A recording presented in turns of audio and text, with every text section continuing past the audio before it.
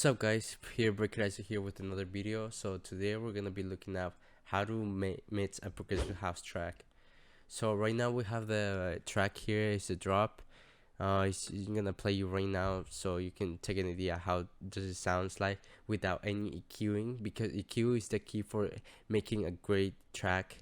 You always have to EQ and try to find the best frequencies and the worst ones to reduce them and actually make the track sounds less muddy and it sounds way better. So let's check it out right now.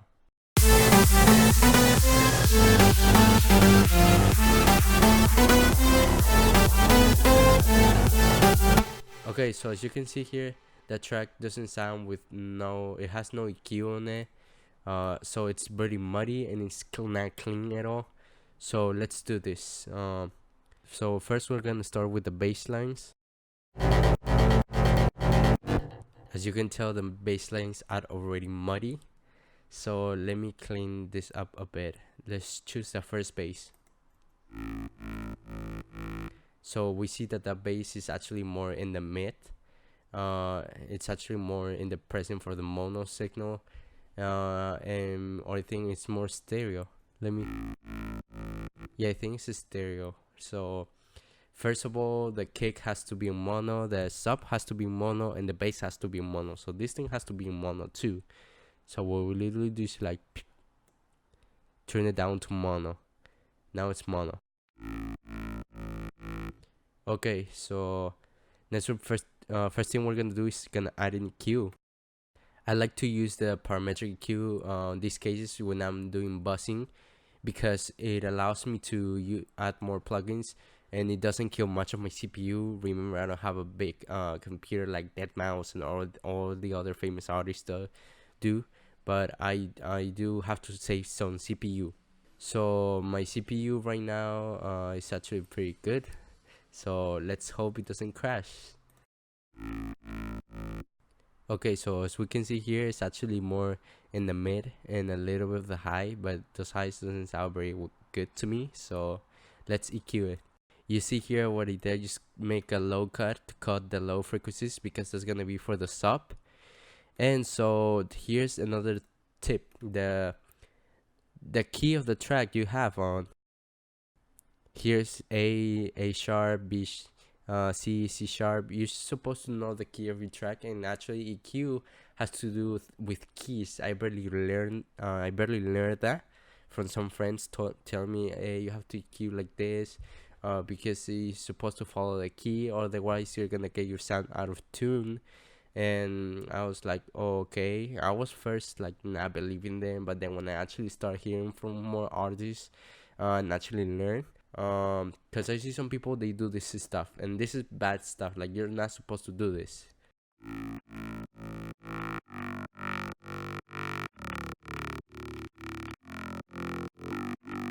And then they add another EQ, and then add another EQ, which this does actually making no sense, because what you can do is only add one EQ, simple enough.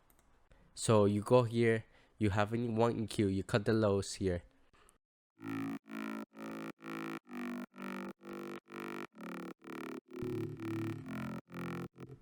You find the key of your track.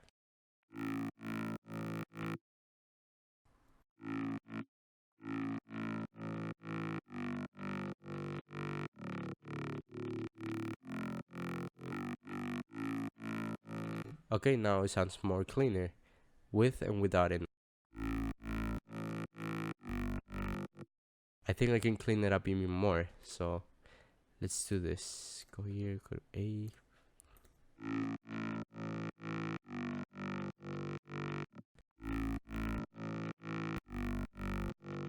Yes, so it's now more clean. Now let's go to the second bass.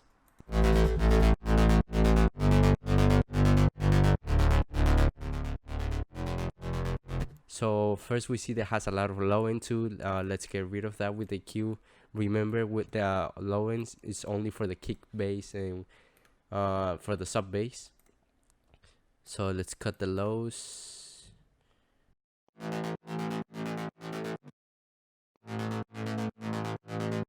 See, now it's more clean. And remember, guys, don't fucking boost. Like, don't do this shit. Don't do this. I do it only on the main bus for the whole instruments.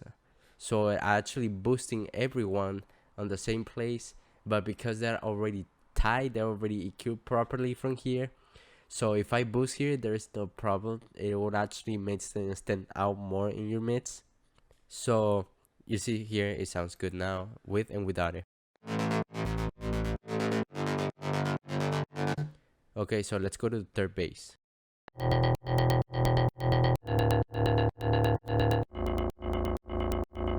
Okay, so this bass was weird too. Let's EQ it now.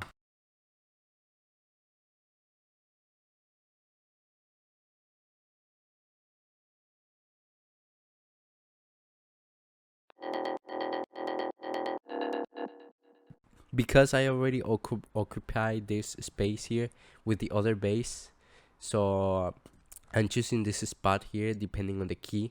So it actually, that's what the keys for. The keys for giving is shaping the sound, and actually to giving more space to the other sounds you have, because progressive house has commonly more than like 2 layers, so that's why you have to give space. This one have like four layers of bass line, so you have to give space here so it doesn't crash and it doesn't sound muddy.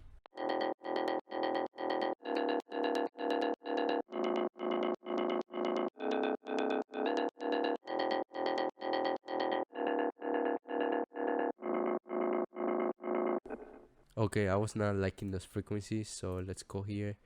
It says 2000, 2200, 300. Okay, so let's. So there is fine. Now let's play with all the bass lines that we use EQ, of course.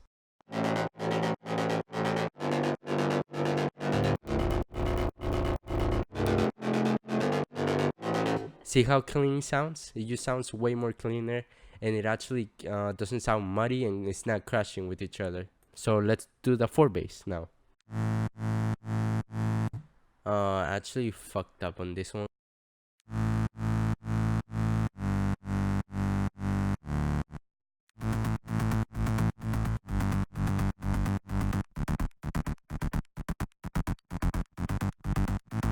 Yes, so now it's rolling bass, because before it was a so difference between rolling bass and that and straight bass is like the straight bass sounds just like and the rolling bass sound da da da da da da da da da like that when you do the sidechain. So okay, so now that is a rolling bass, and we're gonna cue it.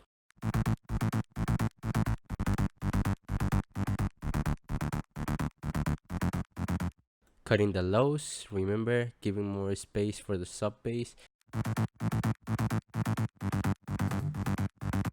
Like I said, we already space this have already full the space for the from the 200 and below for these two sounds. So right now let's just do this cut and from the mids and the high, and leaving the highs too.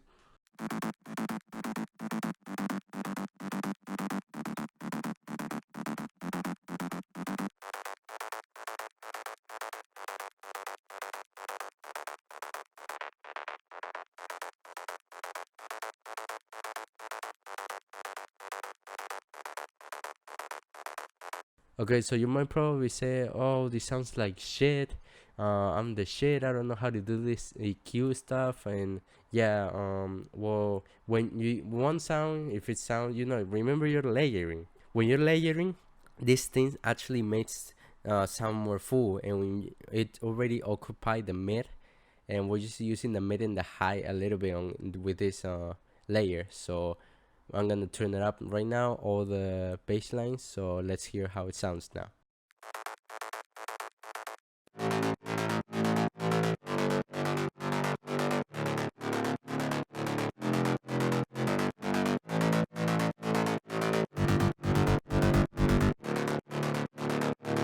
See, that's good EQ there. And now, I don't know if I EQ this bass line. Oh yeah. So I think we're done with all the bass lines. I don't know if this one's gonna crash with this one, but I'm gonna check right now. So yeah, it's crashing a bit. So when it's crashing, what I do on my personal, I like to boost on the place when it's crashing, and then find out where it's crashing the most, and then reduce from there. So let's do this now.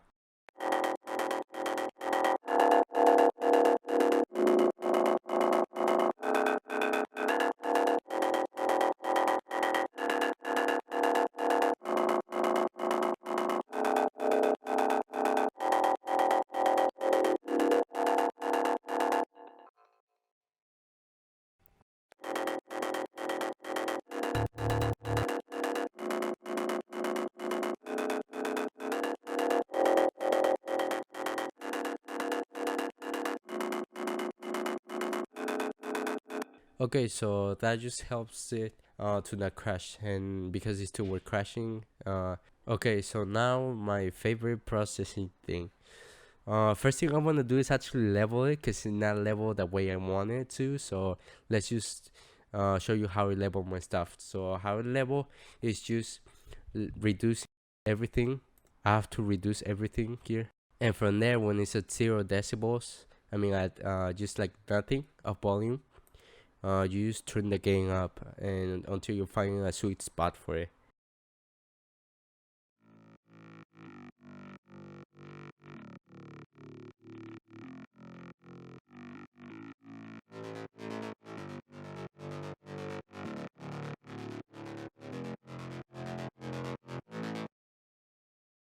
Okay, so I fixed the baseline. It was a straight baseline. I forgot to put it on a rolling bass. So right now, let's do it again.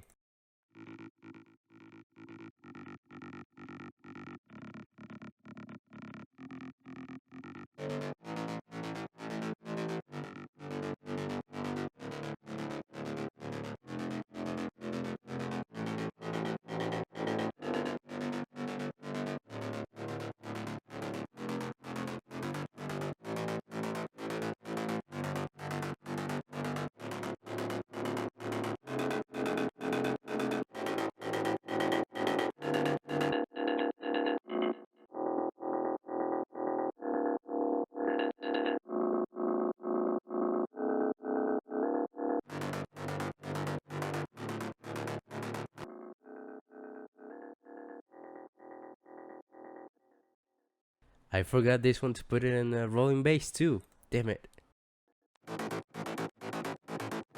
Okay, so I think now it's pretty good EQ right now. So let's just continue to the processing now of the chords now. Now I do this actually. The EQ here is actually gonna be the same method for all my instruments.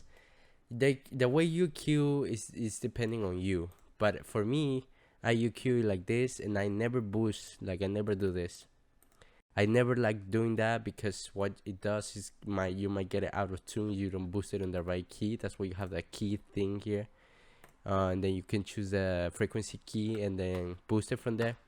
But if you're only doing it on once, you might fuck up. So the most secure way to do is actually do it from the master bus here. But once you're done EQing with all the others. So right now what I'm gonna do is actually add some compression. What I do like for my bass lines, for my compression is not a simple compressor. It's the OTT compressor. Now some people overuse compression. That's another problem too. The problem here is just like some people just run the OTT here, and then just like, oh, they don't move anything. You just move the knobs here. They just put the middle, move the highs too. But what they don't notice is it's like it's over compressed already. Like you have the depth here to 100%, and that's actually really compressing it to crap. And once you play, it's just like you can hear the compression is acting like way too over compressed. So the perfect way to actually have the compression is just finding a sweet spot for the depth first. So I'm gonna go here and show you.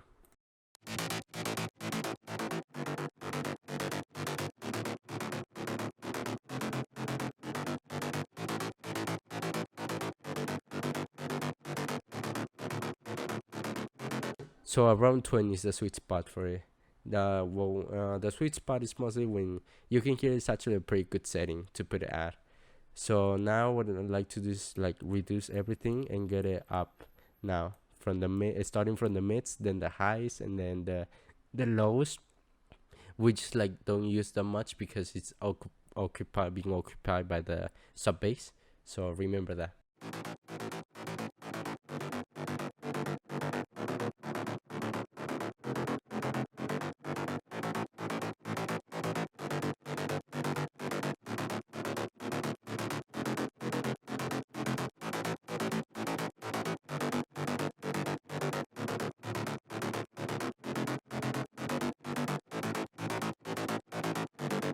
As you can see, this thing is actually pretty good. The OTT, I recommend it a lot. I use it in all my bass lines.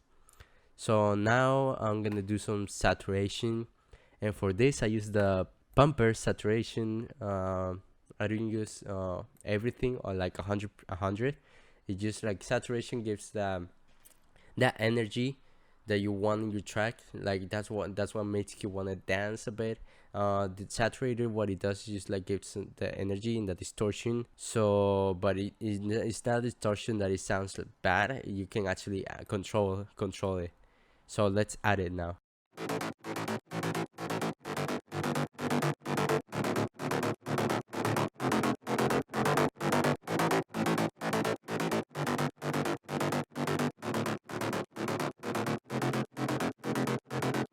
Okay, so around 38 sounds good. And now another thing that I do here to get the right volume here, because sometimes when you boost too much, it actually you start losing the input signal, and the output signal is more than the input signal, and that's not right when you're mixing. That's happening only on the mastering when you're limiting. So to avoid this, you just like reduce the output gain, so it reduces what you use added of volume.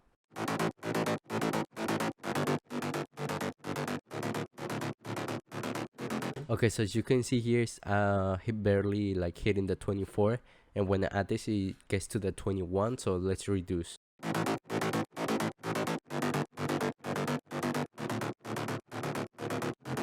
Okay, so around there is fine. Now let's add EQ, the Fat Filter Pro EQ. I only use this on the masters bus, because it just like has a really nice tone, and I can actually EQ better with this one. Mostly with it's all the sounds already together, and EQ, well EQ and compress, and already saturated. So let's EQ it now.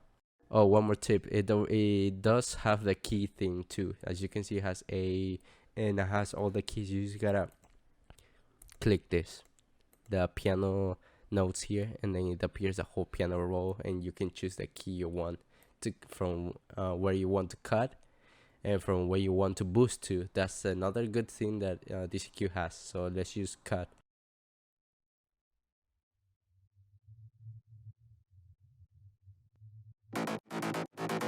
Okay, so now what some people don't actually like to do is like cutting some of the highs, but remember, some of that high frequency is gonna have the bass, I mean the leads, and some of those frequencies that are actually more high, like the effects you put. So I actually cut it a bit, not so much, because I like my bass lines to have some of that. So I'm gonna show you right now how to do this. So right there is fine.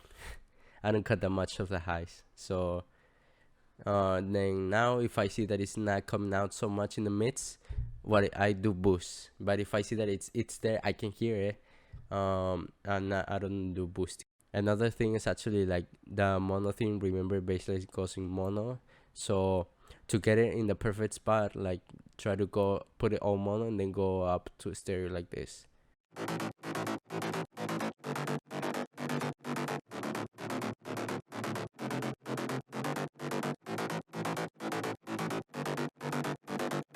So around there sounds fine. So this is how I process my bass lines, and that's it. Let me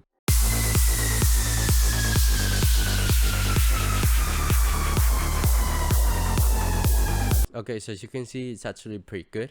It just cleaned up the mix from what it was to what it's now. So I'm gonna show you the difference before and now. So let's take all these things here. Oh, and the EQs and everything, all the settings we had. So now without it and with.